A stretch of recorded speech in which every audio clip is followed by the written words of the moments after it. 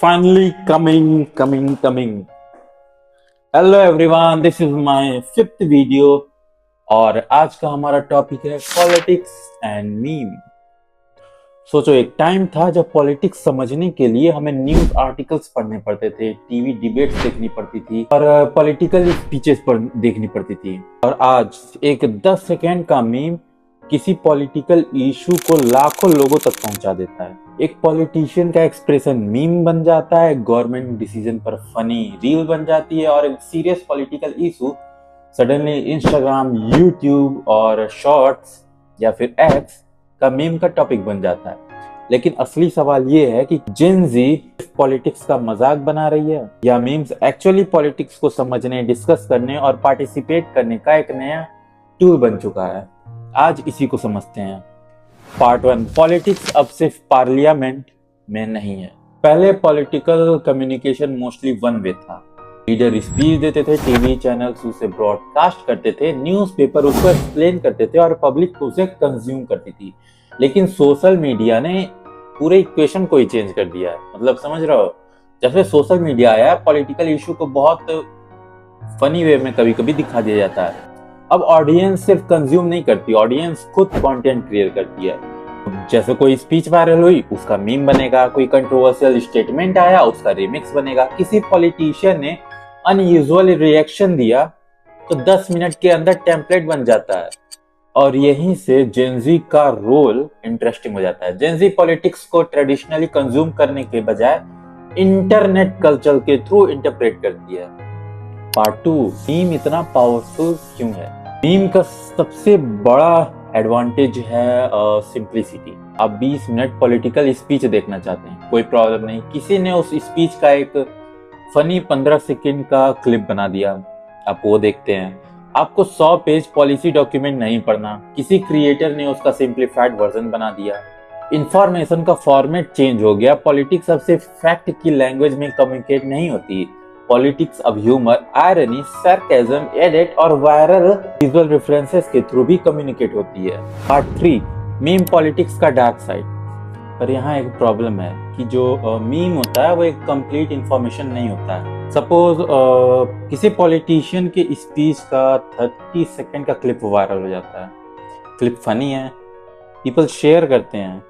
जैसे कि आप राहुल गांधी का वो देख लीजिए, ऐसी मशीन लगाऊंगा, इस साइड से आलू घुसेगा, उस साइड से सोना निकलेगा।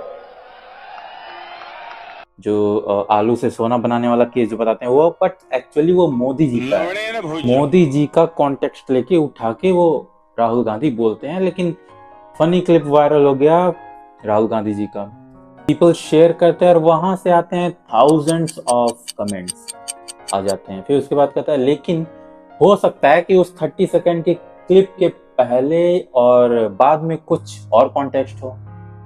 ऐसा भी तो हो सकता है कि उस क्लिप के पहले या बाद में कुछ और कॉन्टेक्स्ट हो। ऑडियंस कॉन्टेक्स्ट चेक किए बिना ही ओपिनियन दे देती है। मोदी जी वाह। ऐसा क्यों होता है?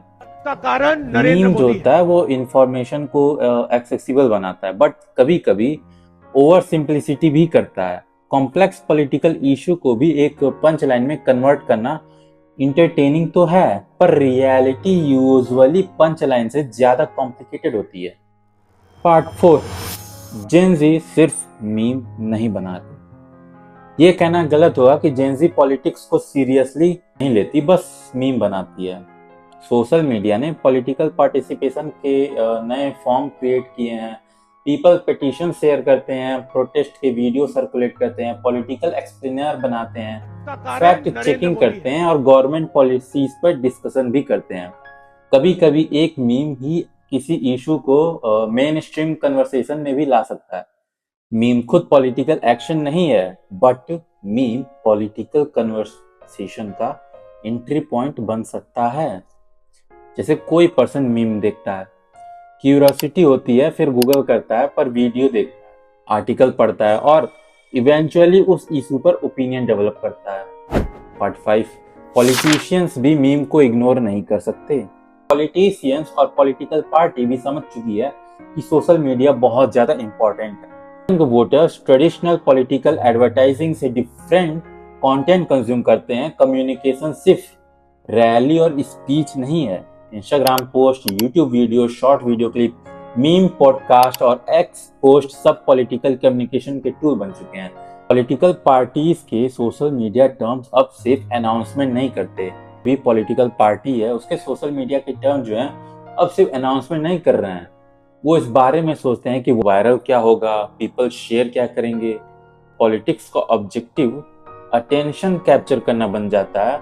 तब पॉलिटिक्स और एंटरटेनमेंट के बीच की जो बाउंड्री है वो थिन लाइन हो जाती है, मतलब एकदम पतली हो जाती है। मतलब समझ में नहीं आता कि पॉलिटिक्स क्या है और एंटरटेनमेंट क्या है, क्योंकि बाउंड्री बहुत पतली हो चुकी है। Part 6, meme war. इंटरनेट पर पॉलिटिक्स का एक और इंटरेस्टिंग फिनोमिना है मीम वॉर। एक पॉलिटिकल साइड दूसरी साइड के मीम को अटैक करती है, अपोजिशन काउंटर मीम बनाता है, सपोर्टर्स उसको रिमिक्स करते हैं और इवेंचुअली ओरिजिनल पॉलिटिकल इशू से ज्यादा इंपॉर्टेंट हो जाता है कि किस साइड का मीम ज्यादा फनी था।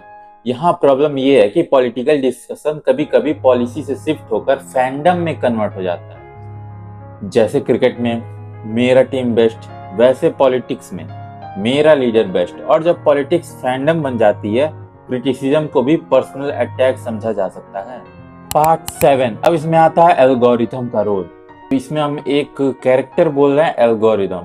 आपका जो कंटेंट पसंद आता है आप उसको वॉच करते हो, एल्गोरिथम नोटिस करता है, फिर सिमिलर कंटेंट रिकमेंड करता है, आप फिर सिमिलर कंटेंट देखते हो। ग्रेजुअली आपकी फीड एक पर्टिकुलर पॉलिटिकल वर्ड व्यू से फिल हो सकती है। इसको ब्रॉडली इको चैम्बर या फिल्टर बबल इफेक्ट के कॉन्टेक्स्ट में डिस्कस किया जाता है। प्रॉब्लम ये नहीं है कि आप पॉलिटिकल कंटेंट देख रहे हो, प्रॉब्लम तब आ जाती है जब आपको सिर्फ वही कंटेंट दिख रहा हो जो आपकी एग्जिस्टिंग बिलीफ को कंफर्म करता है। मीम इस प्रोसेस को और पावरफुल बना सकते हैं बिकॉज फनी कंटेंट को हम नेचुरली ज्यादा शेयर और कंज्यूम करते हैं। पार्ट 8, तो क्या मीम पॉलिटिक्स सही है या गलत? आंसर सिंपल है, दोनों। ये सही भी हो सकता है, गलत। इसका सही साइड क्या है? पॉलिटिक्स यंग ऑडियंस तक पहुंचती है, कॉम्प्लेक्स इशू कन्वर्सेशन में आते हैं, पीपल इंगेज करते हैं, पॉलिटिकल अवेयरनेस का एंट्री पॉइंट मिल सकता है। इसका अपोजिट साइड क्या हो सकता है?